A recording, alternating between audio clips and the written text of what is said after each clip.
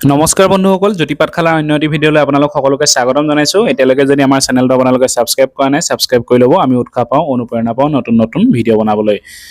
বহুত বন্ধুৱে কমেণ্ট কৰি আছে, এইকেইদিন ভিডিঅ' বনাব পৰা নাই। আচলতে কেইটামান কুৱেশ্যন সুধি আছে যে বেক অফিচ ভেৰিফিকেশ্যন একচুৱেলি কি হয়, চবৰে হ'ব নে কিছুমান ছাত্ৰ ছাত্ৰীৰ ক্ষেত্ৰতহে বেক অফিচ ভেৰিফিকেশ্যন হ'ব, সেইটো এটা খুব প্ৰশ্ন কৰি আছে। আৰু আন এটা প্ৰশ্ন হৈছে যে PGT ছেকেণ্ড লিষ্ট একচুৱেলি দিব নে নাই, আৰু এটা প্ৰশ্ন হৈছে যে GT ফৰ্থ লিষ্ট দিব নেকি। ঠিক আছে, আজি এই তিনিটা বিষয়ৰ ওপৰতে আপোনালোকৰ লগত আলোচনা কৰিবলৈ লৈছোঁ। গতিকে বলক ভিডিঅ'টো আৰম্ভ কৰোঁ। প্ৰথমটো আছে যে বেক অফিচ ভেৰিফিকেশ্যন মানে কি। আচলতে চাওক, বেক অফিচ ভেৰিফিকেশ্যন মানে এনেকুৱা এটা কথা, যিটো কথাত কি হৈছে যে আমাৰ যিহেতু প্ৰথম যেতিয়া আমাৰ ৰিজাল্টৰ লিষ্ট মৰাৰ পিছত এটা হয় যে ডকুমেণ্ট ভেৰিফিকেশ্যন। ডকুমেণ্ট ভেৰিফিকেশ্যনত ডকুমেণ্টবিলাক চেক কৰে, ভুল শুদ্ধ বিচাৰ কৰে, তাৰপিছত যোনখিনি খেলি মেলি থাকে ৰিজেক্ট কৰি দিয়ে, আৰু কিছুমান ৰিমাৰ্কছত লিখিব পাৰে বা কিছুমানত একচেপ্ট কৰে, তেনেদৰে হয়। কিন্তু কেতিয়াবা কি হয় যে কিছুমান চাৰ্টিফিকেট, যেনেকৈ ধৰক আপোনাৰ মাষ্টাৰ্ছৰ চাৰ্টিফিকেট আৰু BEdৰ চাৰ্টিফিকেট, ইয়াত বিশেষকৈ সেই দুটাৰে হয়। আৰু কিছুমান ক্ষেত্ৰত গ্ৰেজুৱেশ্যনৰ চাৰ্টিফিকেটো কাৰোবাৰ হৈছে বুলি কৈছে, বিশেষ নাজানো।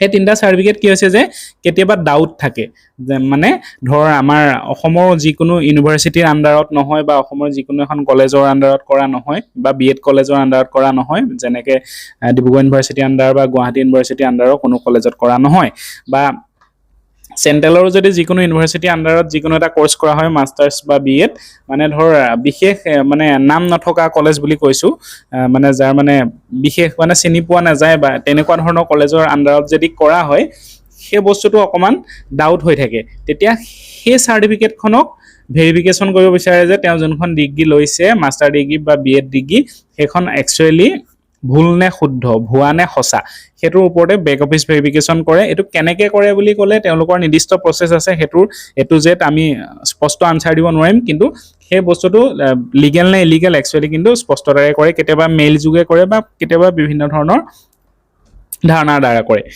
সেইটোৱে হৈছে বেক অফিচ ভেৰিফিকেশ্যন। আৰু চবৰে ক্ষেত্ৰত বেক অফিচ ভেৰিফিকেশ্যন হ'বনে? নহয়, কাৰণ বেক অফিচ ভেৰিফিকেশ্যন প্ৰত্যেকটো বস্তুৰে নকৰে। কাৰণ যিহেতু অসমত এটা মানে কি কৈছে এডভাৰটাইজমেণ্ট ওলাইছে, গতিকে অসমৰ আণ্ডাৰত যোনখিনি ইউনিভাৰ্চিটিত কৰিছে সেইখিনিত বেক অফিচ ভেৰিফিকেশ্যন কৰাৰ কোনো প্ৰয়োজনীয়তা নাথাকে।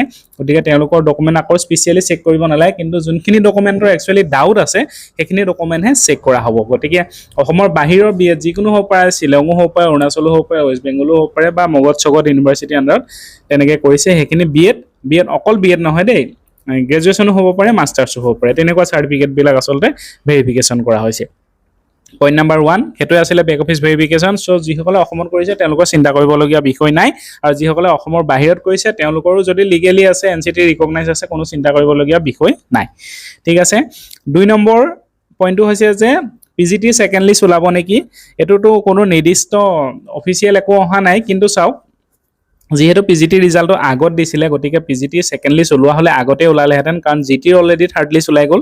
গতিকে PGT ছেকেণ্ড লিষ্ট ওলোৱাৰ মোৰ মতে আশা নাই, প্ৰথম কথা।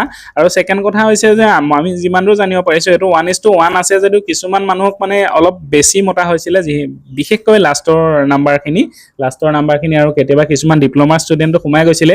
গতিকে 1-2টা পোষ্ট খালী হৈছে যদিও হয়তো চাগে সেই ষ্টুডেণ্টখিনি সোমাই গৈছে। গতিকে 1:1তকৈ হয়তো অলপ বেছি মানুহ মাতিছে, তেনেকুৱা এটা ধাৰণা হয়। গতিকে PGT ছেকেণ্ড লিষ্টটো চাগে মোৰ মতে নামাৰিব। ঠিক আছে, আৰু থাৰ্ড কুৱেশ্যনটো আহিলে যে GT ফৰ্থ লিষ্ট মাৰিব নেকি। মই এখন নটিচ দেখুৱাইছোঁ, চাই লওক। এই নটিচখনত স্পষ্টকৈ লিখা আছে যে GT যোনখন থাৰ্ড লিষ্ট হয়, থাৰ্ড লিষ্ট বুলি দিয়া নাছিলে, একচুৱেলি ফাইনেল লিষ্ট বুলিয়ে দিছিলে। গতিকে এইখনেই লাষ্ট লিষ্ট বুলি দিছিলে।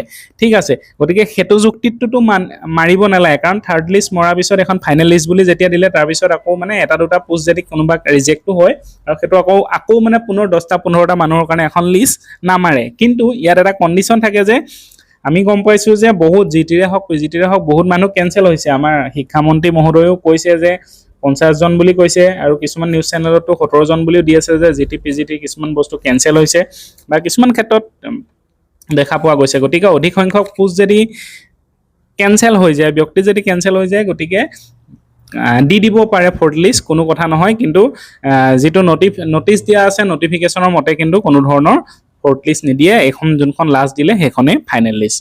গতিকে আজি ভিডিঅ'টোত ইমানখিনি আছিলে। ভিডিঅ' বনোৱা অলপ দেৰি হ'ল, আজিতো আছেই থাৰ্ড মেৰিট লিষ্টৰ ভেৰিফিকেশ্যন আছেই। ঠিক আছে, ধন্যবাদ। জয় আই অসম।